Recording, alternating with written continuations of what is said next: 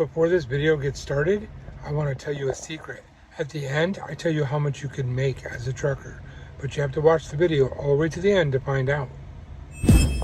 Driving with John is coming through! Alright, so, welcome to day 11. Told you I was going to do one more day, maybe. So, I just woke up. Sorry if I look a little like groggy, because I literally just woke up. It's like 11:30 at night. I have to drive up to Virginia to do another split, grab that load and drive it to Charlotte, North Carolina, where I'm going to do a split there. So I'm doing a split on both ends.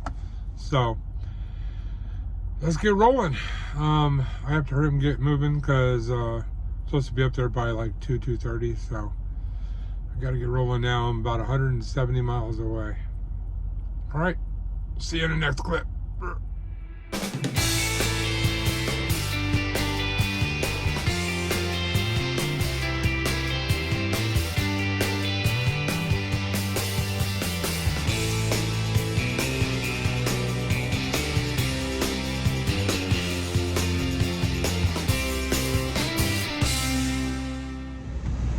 Hey everybody, so I didn't get much footage because everything fell apart, changed, and was crazy.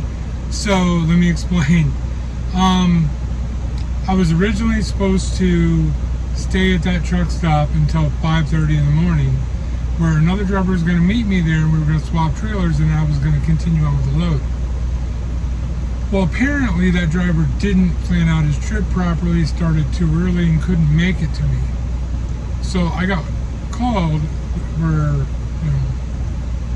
really early or late, depending on how you look at it, at like 4:30, 5 o'clock in the afternoon, asking if I could be 180 miles north of where I was by like, I don't know, midnight.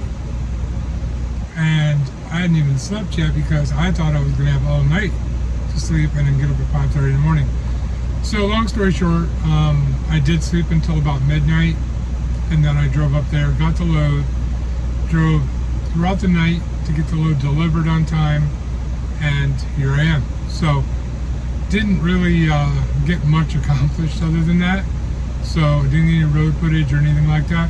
Something did happen that I wanted to talk to you guys about before I go into all the numbers and all of that. This is like a little tip or a trick to help you guys out in the future. I'm sure a lot of you already know this, but there might be people that don't, and this can help them. So, in a semi, if you ever start spinning because you're in mud or there's gravel or ice and snow and you can't move, a little trick that you might want to try is you lower your airbags, and that will give you better traction to get out of that situation. It doesn't always work, but it does work a lot. I'm bringing that up because where I am at is really muddy. It rained all night long and I literally couldn't back my truck up because it just kept spinning in the mud. So even though my trailer was empty, I dropped my airbags and then it backed right up into my spot. I've had this happen in the past. When I was driving for about a year or so, I was taught that by an old school driver that saw me having trouble one winter, and he came over and gave me the pointer, and it's worked ever since. So I want to send it out to you guys. If you're a new trucker, if you get stuck on some ice and snow or in some mud where your tires are just spinning, throw your airbags so that they drop, and I guess it neutralizes the weight and puts the weight on the tires more evenly so that they all pull. I guess that's what the science is, but I know it works. So thought I'd leave that in here. All right, now let's get on with the numbers. So it ended up being a little bit more miles than I was supposed to get because I had to drive all the way up there and get a load and then take it down, and ended up meeting another driver for him to finish the load. So basically I think it added about 120 miles to my day. Not bad, I'll take it. So what I'm going to do is I'll throw the total miles right here. And then I'm going to take how long it took me to drive that right here. And then I'm going to average miles per hour right here. And the reason why I do average miles per hour is because, you know, when you get out on the road, you're always thinking, oh, I'm going to go the speed limit the whole way there, and you're trying to account for time that way, and you can't, because things are going to go wrong. A lot of trucking companies figure by 50 miles an hour. I usually do 60. It's not always right, but it gets me close, and that's all that really matters, because I'm always early anyway. So that's why I do the average miles per hour, so that you guys can see, you know, like if I was on that trip, how would I gauge time, depending on how far I was going and how fast I was going. That's why I do that. It's a tool I use when I'm doing loads to know roughly when I'm going to be there and things like that. So that's why it's in there. All right, now let's get on with the rest of the numbers. Now, if you're running this load at 50 cents a mile, which if you're a new driver, you're going to be, you know, I'm going to change it up this time. Yeah, I am going to change it up this time. If you're a new driver, it's very possible you run for 45 cents a mile. So what I'm going to do is I'm going to throw 45 cents a mile right here. And that's what you're going to be getting per mile on this load if you were running it at 45 cents a mile. And I'll do 50 cents right there.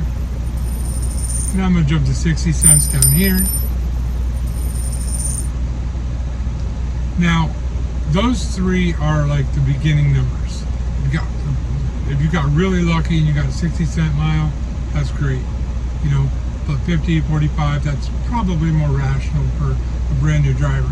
Now, if you are seasoned and you have experience, 2-3 years experience, without any problems, issues, tickets, or accidents, then these next two numbers are going to be much more in your area.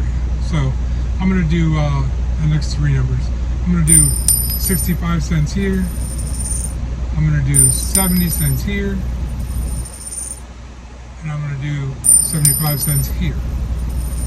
Now, again, I'm telling you these numbers so that if you were me running that, you'd know what you'd be making. Just gives you a relative idea of what you can make in trucking.